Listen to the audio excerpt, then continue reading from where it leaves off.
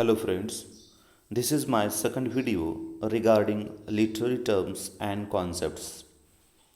In previous lecture, I have covered near about 10 literary terms and concepts. Here today, I would like to focus on some literary terms and concept. The first literary term is a chorus. Especially this term is related to drama. It is also used in music in modern era. The term chorus refers to a company of singers and dancers participating in and commenting on the action.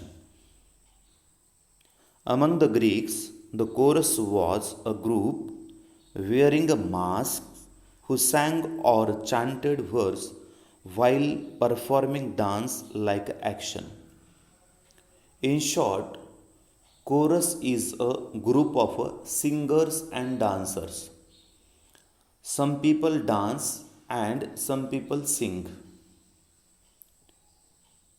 With the help of wearing a mask, they hide their identity, and while they are dancing and singing at that time, they are commenting on action. With the help of a chorus, we, we understand what happened off the stage. Means chorus help us to understand the actions which happened off the stage. The term chorus was borrowed by Roman playwright dramatist Seneca, and it was further borrowed into English by Norton and Sackville in Gorboduc in the mid 16th century. In modern time, it was popularized by T.S. Eliot by his effective use of a classical chorus in his religious drama Murder in the Cathedral. In this way, this term was borrowed by Seneca, then it was borrowed by Norton and Sackville in England, and it was popularized by T.S. Eliot in modern time. This is the chorus. During the Elizabethan age, a single character could form a chorus and speak the prologue and the epilogue of the play. For example, the fool in William Shakespeare's King Lear play the role of chorus. This is the basic difference. In Elizabethan period, a single person form a chorus, and after that, chorus is considered as a group of dancers and singers. This is the basic difference in Elizabethan period and after the Elizabethan dramatist. Second term is lampoon. Lampoon is a short satirical work to ridicule, to satire. In short, lampoon is a short satirical work or a passage in a longer work which describes the appearance and the character of a particular person in a way that makes the person ridiculous. In short, lampoon is a satire upon an individual, usually crudely defamatory. This was very popular in the 18th century. For example, John Dryden's Absalom and Achitophel includes a famed 25-line lampoon of Zimbri. So here lampoon means a satirical word, a short satirical work. Okay, and Zimbri is a only 25 lines lampoon, and it is a very famous and fine prime example of a lampoon. In short, lampoon is a short satirical work or a passage in a longer work to ridicule character. Then next term is a flat character. Friends, E.M. Foster, in his aspects of the novel, he introduced the term flat character and round character regarding the fictional work. E.M. Foster introduced new terms for an old distinction by discriminating between flat and round characters.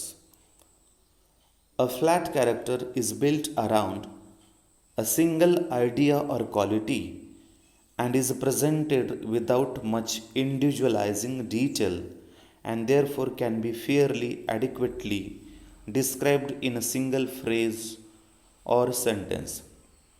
Means flat character is built around a single idea or quality. At the same time, flat character is described in a single sentence or single phrase. Then another feature characteristics of a flat character is remain stable, unchanged in his outlook and disposition from the beginning to the end of work. This is the speciality of a flat character. Character which remains stable, unchanged in his outlook or disposition, so he is called as a flat character. For example, Prospero in Shakespeare's Tempest is an example of a flat character. Now come towards round characters. E.M. Foster, in aspects of the novel, introduced new terms for an old distinction by discriminating between flat and round characters. Round character is a complex in a temperament and motivation and is represented with a subtle particularly. Such a character therefore is as difficult to describe with an adequacy as a person in real life, and like a real person is capable of surprising us. The basic difference between the flat character and round character is flat character is simple, but round character is complex in his nature or temperament. At the same time, flat character is stable and unchanged in his temperament, but round character is difficult to understand. Okay, he is complex in his temperament. In short, characters that grow mentally and in their outlook to life are called round characters. Means round character is complex in his temperament, in his nature. Next term is comedy. Okay, this term is related to the drama, related to the types of drama. Comedy is known as Sukhantika in Marathi. In comedy, the dramatist creates amusement and laughter for an audience and reader. The term comedy is a fictional work in which the materials are selected and managed primarily in order to interest and amuse us. Okay, the dramatist wrote comedy in order to amuse and to create interest among the audience and the reader. Primarily or basically, comedy is written for the amusement and laughter among the audience and the reader.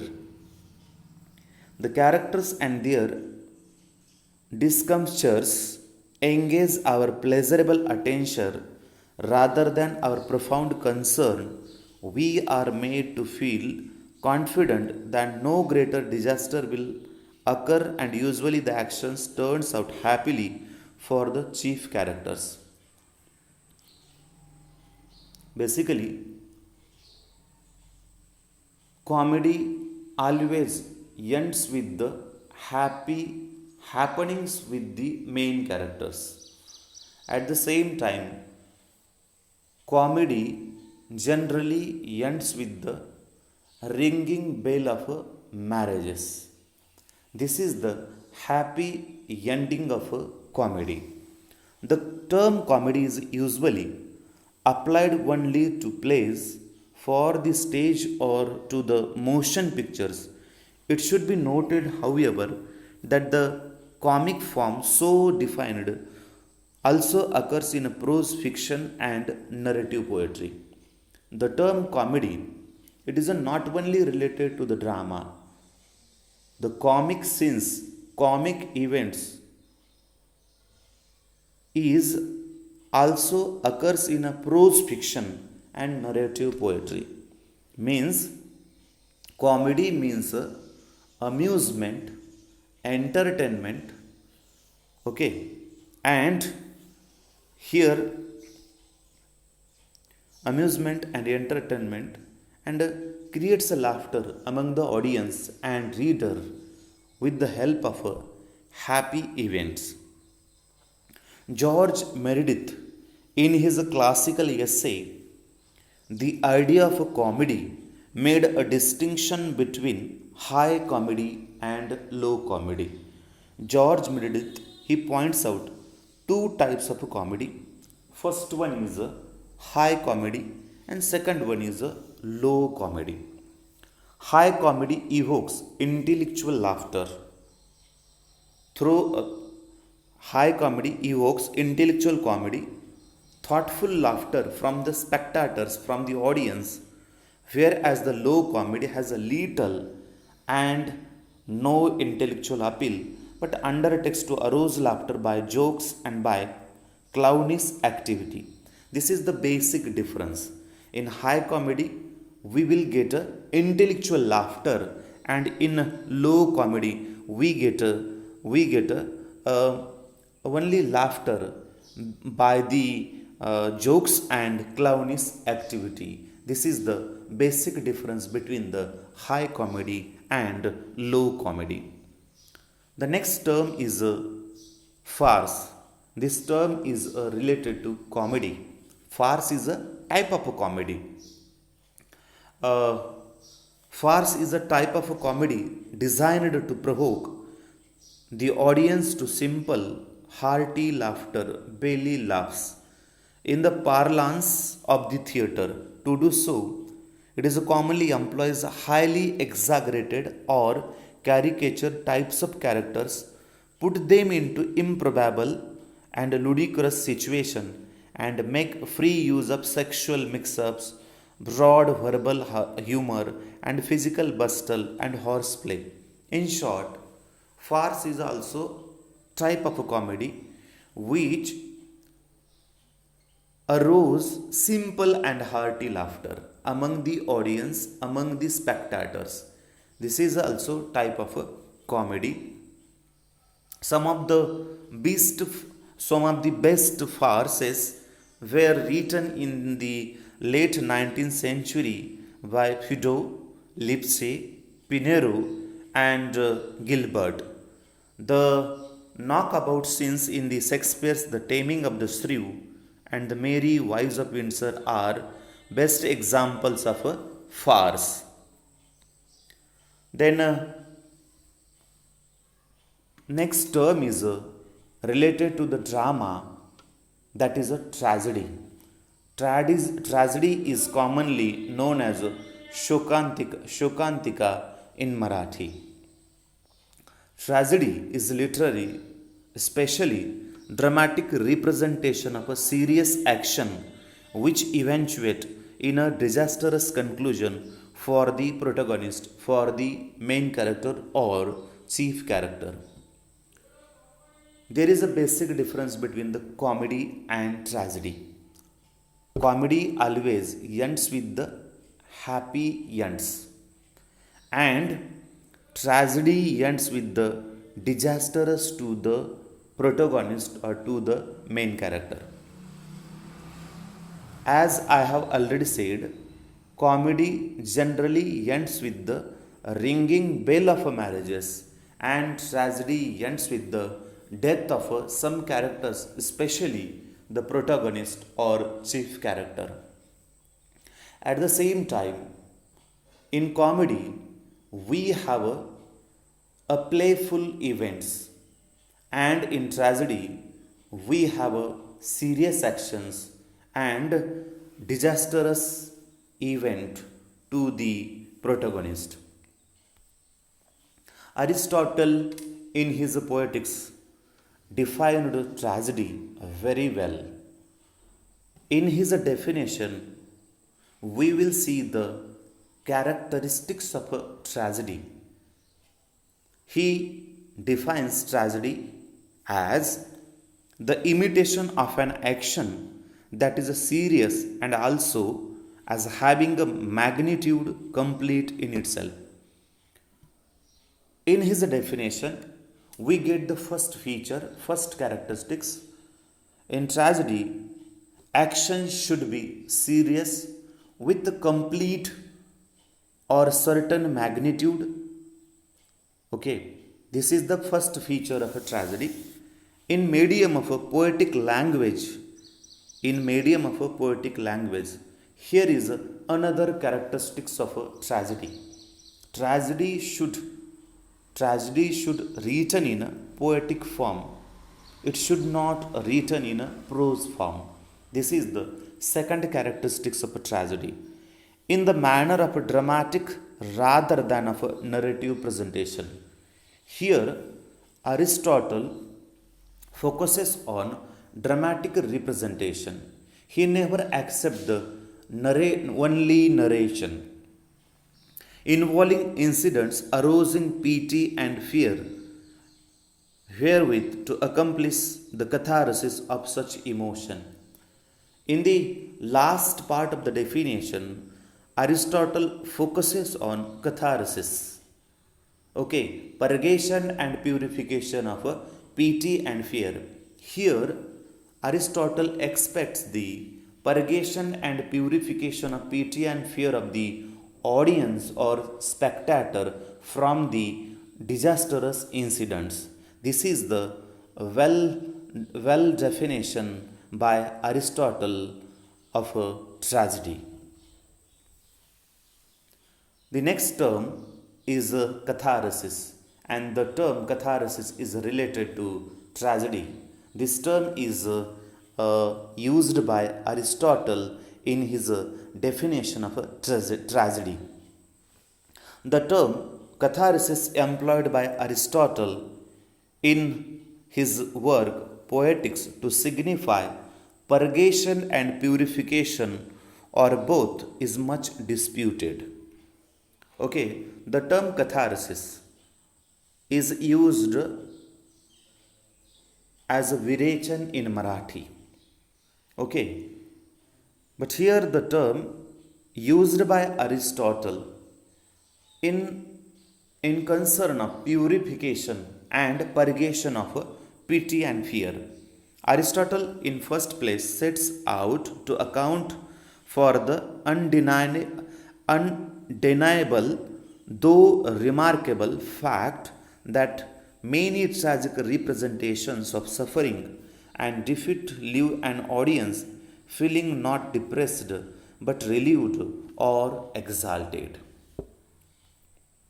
In the second place, Aristotle uses this distinctive effect on the reader, which he calls the pleasure of pity and fear, as the basic way to distinguish the tragic from comic or other forms, and he regards the dramatist's aim to produce this effect in the highest degree. Means after watching or after seeing the uh, serious actions in a drama, the audience or spectator is able to purgate and purify his own emotions like pity and fear. This is the catharsis. The last term related to drama, related to tragedy, that is the hamartia. The word hamartia is not original word from English. It has a Greek origin which means fault, failure and guilt. This term hamartia employed by Aristotle in poetics to signify error of a judgment of the tragic hero that result in some catastrophic action. In simple words, the word hamartia is used as a tragic flaw of the hero, his error of judgment, and that error of judgment creates a disastrous in his life at the end of his life. Aristotle says that the tragic hero will most effectively evoke both our pity and terror if he is neither thoroughly God nor thoroughly bad, but a mixture of both. Here, Aristotle expects tragic hero is a mixture of both. He neither thoroughly good nor thoroughly bad. And also this tragic effect will be stronger if the hero is better than we are, in the sense that he is of the higher than ordinary moral worth. And the tragic hero of Aristotle is not a common man. He is better than we are. He expected something better than the common people in his tragic hero. Such a man is exhibited as a suffering, a change in fortune from happiness to misery because of his mistaken choice of an action to which he is led by his hamartia, his tragic flaw, his fault, his failure, his guilt, or his error of judgment, or as it is often, though less literally translated, his tragic flaw. In short, hamartia, this term is used for hero's error of judgment or his tragic flaw, his fault, failure, and guilt. Okay, this is the hamartia. With this, I am looking forward to see you again. Goodbye.